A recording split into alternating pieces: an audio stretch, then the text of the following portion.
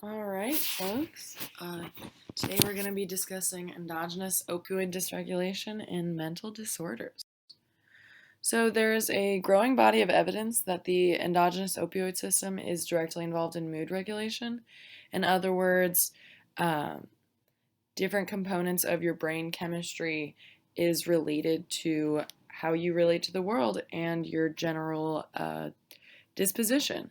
And there is specific evidence that those with mood disorders such as borderline personality disorder, depression, OCD, or antisocial personality disorder have specific differences in their endogenous opioid system, such as having decreased beta endorphin levels as measured in their CSF fluid, or they have varied mu opioid receptors in the brain. Uh, Mu opioid receptors are significant because they seem to be at higher proportions in areas of the brain related to emotionality. Uh, so this is significant clinically because those with some of these disorders, such as borderline or antisocial personality disorder, may develop increasingly aggressive or manipulative behaviors. They may practice unsafe sex practices. Um, they may develop self-harm behaviors.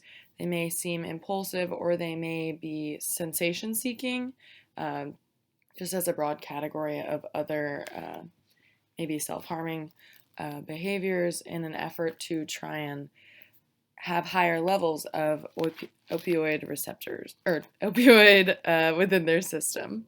This is significant clinically because we as healthcare providers have a responsibility to treat all patients with empathy and understanding.